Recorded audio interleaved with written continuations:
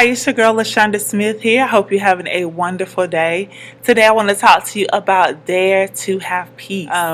Having peace means you take control of your life, and in spite of the obstacle, you found something within your spirit that says, you know what, I can take this, I can do this. And so a couple of things I want to talk to you about having peace is in opposition, right? We all face opposition. Opposition is an opposing factor for things that we choose, that we want in our heart. It just opposes everything we want. So some opposition you may face during this journey may be family matters. It may be loss, be it a job loss, be it loss of a loved one. Okay, and so during this time, you may have to take a step back and you have to deal with what comes your way. We all know that. A lot of times when about your journey, things are going well, you're excited, you're like, really? I don't want this to happen to me. But listen, life happens. And so while you're on this journey, I want to just encourage you to have peace about things that come your way. Have peace when, you lose a job or your loved one or maybe your spouse or maybe the income change. Have peace to know that in spite of that, it's going to work out for your good, and that, this is something that comes to make you stronger. You already know. Trials come to make you stronger. Okay? Do not let the opposing force make you feel like you've made the wrong decision to be on the right path, because you have not. Okay? Another form of peace in a situation of peace is, sometimes you have to speak peace into a circumstance. When things are going haywire, and I know what it's like for things to go haywire. When things are just, one thing after another, you have to just speak peace into that situation. Right? You may have gotten, news that, you're transferring. You may have gotten news that, maybe you almost lost your home. Maybe you're about to lose your car. And I know there's a lot. That's a huge blow. And I want you to take a step back and think of all the other options maybe that can curtail that peace. Because going topsy-turvy it minimizes you to find a solution. Okay? Check to see if it's a job loss. Of course, you have to find another job and at least, get unemployment to sustain you. If it is a transfer, if you transfer with family members, at least you get to take your family. You may not like the new location, but, try to find the light in things. If you're about to lose your home, look and see if there are any deferment programs. There are a lot of programs, save programs. I know NACA is one of them. I don't know if you all know about that program, but it is an amazing. It can be, let's just say challenging sometimes. But it has proved to be very beneficial with people during that time of their life. When opposition comes, you just have to decide, I'm going to have peace. Right? When situations beyond your control come, you have to have peace, and you just have to speak it into your life. Even if you have to get a few verses, no weapon formed against me shall prosper. You said you give me the desires of my heart. Just whatever you can find. And even if you want to vocalize it or just keep meditating on it during that point in time, whatever works for you, find that sense of peace. When things happen beyond your control, what can you do about it? You can't beat yourself up, right? During this time, you want to keep your spirit and yourself uplifted. You can't beat yourself up. I know what it's like to beat yourself up. I'm notorious for it. So when I'm speaking, I'm ministering to myself as well as you. If it's beyond your control, you have no other choice but to take a deep breath, dig in there and see, okay, what can I learn from this? Right? I remember when I was facing surgery and it was so much stuff was going on, and it just kind of hit me. You go for a checkup. Oh, yeah, you're about to be out for about, 12 weeks, baby. What? I can't even get my blood pressure checked. What are you talking about? Right? So after the initial shock, what are you going to do?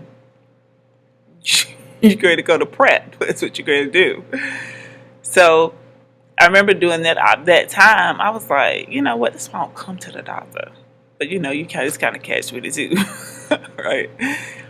And so during that time, I had to decide, am I going to let this really dampen me, really beat me down? Because I had some other things going on in my life. And so what I did was, I was like, God, one more thing. It's one of those things where you don't ask. Don't ask. What else could go wrong? something will go wrong. I just say, God, hold me through this trial because I just don't know. I'm trying to move ahead. Every time I move ahead, it's like one step back. So, that what happened is what birthed is the book. I had no intention of writing a book. I was reading the word, like, Lord, I'm like Peter. I hear him in the middle part of the water. You catch me or I'm out. Right? Like, it was serious. And I just kept reading and reading and reading for encouragement to be able to stick strong. How does your word help me in this everyday life is what I want to know. I can go to church all day long, and I love church. We already discussed that. I enjoy going to church. But how can I make this a practical application so I can stand strong in you and be truthful when I say I'm going to follow you? And so I had to really get in there and get down to the get down. And so what I learned was that, after reading, I'm like, wow, we also know about the children of Israel and stuff, but God was really compassionate with them. Like, there was like back and forth, back and forth. I learned so many things. I learned about so many tough people that just kept trying and trying. I thought, okay, I can do this. But what I did was I journaled for months. Listen, I decided to turn something that could have really been detrimental to me into something positive. And hey, what's up? Here we go. Ooh, yeah. And that's the first one. Stay tuned for the one for youth. I double dated to drink for youth in 2015. Listen, during that time, that was a time for me to really be quiet. Right? Take that trial and say, okay, how can this can be a teachable moment? And so now today, who would have knew? Okay, years later, that hey, I'm talking to you about the book and I'm happy. Looking back at that trial, I'm like, that's what's up. I mean, I don't want that same trial again, but I'm learning how to deal with things that come my way. So I want you to have peace. And then, decide to look at the positive side or your learning. Some of it may not be like, at the time, I'm like, this is not all that great at all. But now I'm looking back, I'm like, this is what's up. The book have, touched a few lives. Well, it's touched a couple hundred people's lives. And, it's in stores in LA and Atlanta and North Carolina. I've done speaking engagements. So it's, that one trial has opened up so many doors. And I've encouraged people to write books. Like, wow, who would have known? So look, have peace in your opposition. Have peace during it and try to find it. Okay. Another thing I want you to just have peace with yourself. Know that nobody's perfect. I don't care how many times I read the scripture. I'm like, man, I still mess up. I'm serious. When they wrote the song, we fall down and we get up, they was talking about me. Okay, I don't know about you, but they was talking about me. Listen, have peace with yourself. Know that we're going to make mistakes. It's okay. It's all right. Don't beat yourself down so much. Because you know what? We beat ourselves down far more than God does. He says, I don't keep a list of your sins. So we keep lists and tablets. Some of y'all have a whole closet full. I'm like, God, you don't keep it here. He go to sin bucket. Bam. Feel better. Not saying I go out just trying to commit sin. You sin in your heart quick, right? So you have to kind of get it together and ask God to help you. But I'm coming here to tell you have peace. Find the peace. I understand difficult situations, but you can do it. He's not looking for a perfect person. No, he's not. Throughout the whole world, they were flawed people. I'm like, I'm in the number. I can do this. All right, ladies and gentlemen, dare to have peace. You already know the spiel. At doubledare.com, click on the contact message. Order the book. Order the book. I just told y'all how it was birthed. What's up? Order it.